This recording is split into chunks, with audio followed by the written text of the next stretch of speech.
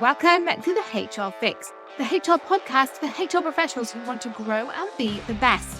I'm Judith, Fiddler, and I'll be your host. So come and join us on our journey as we change the entire industry. Come on, let's get started.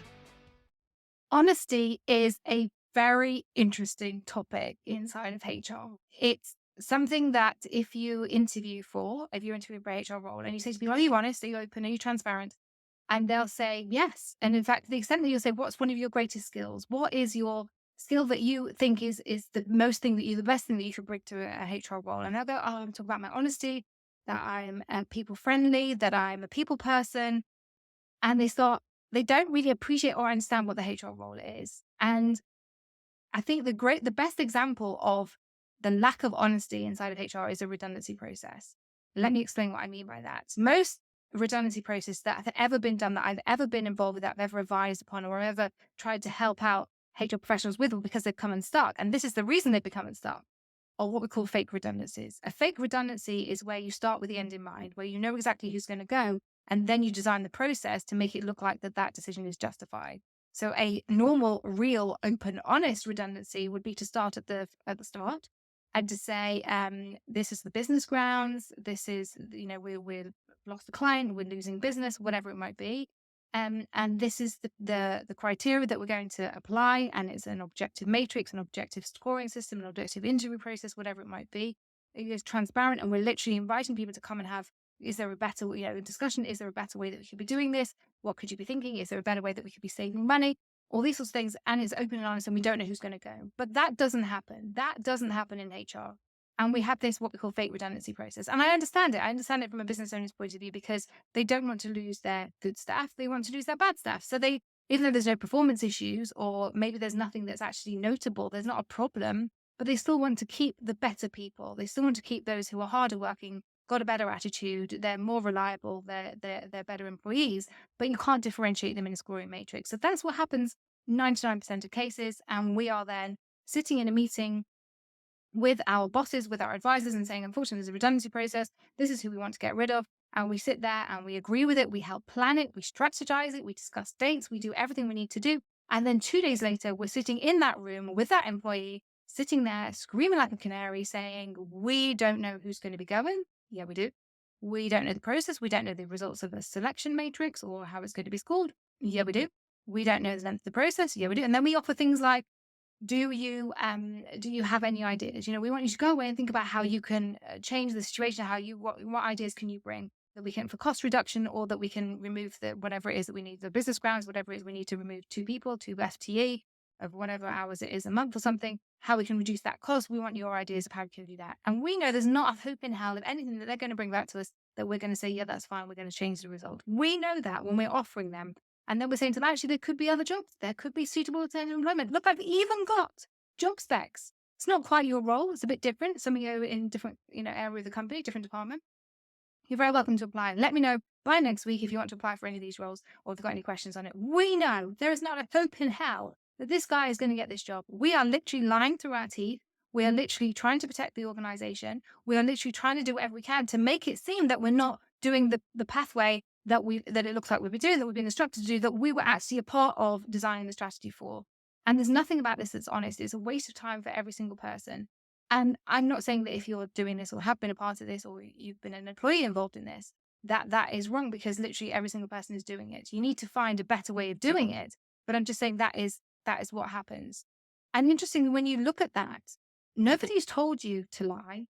Nobody has told us as HR that we should be, or that there's an expectation that we're not going to be truthful with people. But there is we feel this expectation. We're almost bringing it upon ourselves that, to do the right thing, to be honest, is going to mess up our process, and therefore it is prejudged. So we sort of get ourselves in this bind. We get ourselves in this literal bind that we have no choice but to say the first thing that comes out of our mouths, which is usually a lie and usually being false. And that is an interesting position to be in as HR, because we sat in our interviews all those many months or years before saying, yeah, honesty is one of the great things that we know is one of our values. It's one of the things that creates culture. And yet that is not the rules that we're playing by. And that is, I would say, a huge problem for us inside of HR. Let's take another example, grievances. We might have to deal with a grievance, and a grievance might be 5 or 6 grounds. They come in, we have to go and do our investigations, we have to feed back to the employee. Most of us feel the same expectation, albeit not to the same extent, that we felt in the redundancy that actually we can't lie, we can't do that. We have to find a grievance in favor of an organization, not the employee. We think because we don't quite know, we don't quite understand all the rules or the risks, and we don't quite understand employment law. And what we think is that if we find in favor of the employee, then we've given them a claim on a silver plate. And we think that if they say, maybe somebody's harassed me, or maybe I've been treated differently to somebody else because my performance figures or whatever, I was better than them, but actually I've been given a warning, or I've been treated differently, or they've got a promotion and I didn't, or they got a rise or a bonus or something and I did.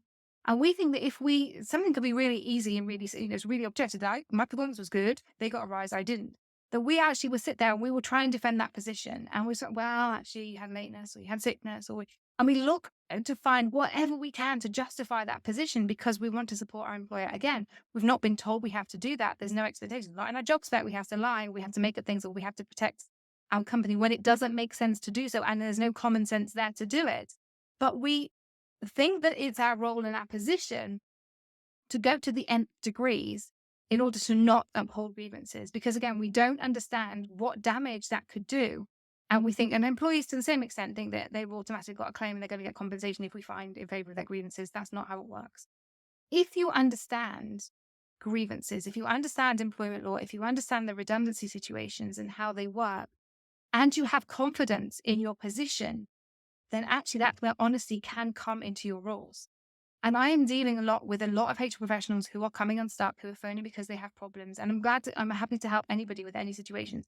But a lot of the times I can see that they don't have the confidence in their processes, in their own abilities, or in their knowledge of what HR is and how it works to be able to say, I can be honest. If you understand about grievances, then you understand that actually by upholding things, calling them out, and then being able to address them, we understand that that is the safest option. We understand that there is no claim, that actually the claim is in us finding against the employee, not for the employee. And this is a problem that we are finding it's really hard to change people's mindsets. It's about protection. It's about making sure that we can do what we can do with we're coming across with, we're being trusted, we're being respected, we're being open with the employees, and that we're working with them. But there's nothing to say that if we are in a position where we have to find in their favor, that is a good thing. That means that we can write to them and say, yes, we've upheld it. Yes, we found it. Yes, we agree with you.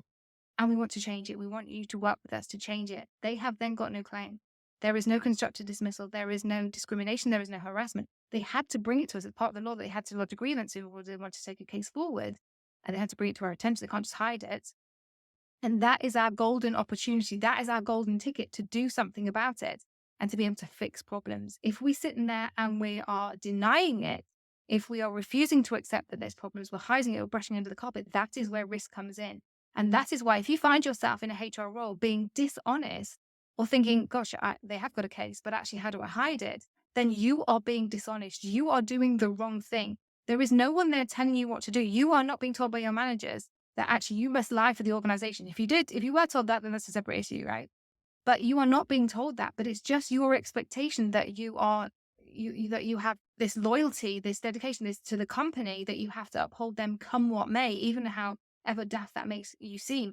And you could literally be the one in the box in employment tribunal that is trying to defend a position that is undefendable. And what I'm trying to say to you is that honesty is really important inside of HR. And if you ever feel yourself being dishonest, that is a trigger. That is a sign that you're not understanding what your role is. There's no reason that we should ever be dishonest, even in the biggest, fakest of redundancies. I'm going to leave that thought with you. Let me know. I'm happy to take any comments on this or any feedback. I want to wish you a great day today and happy HRing.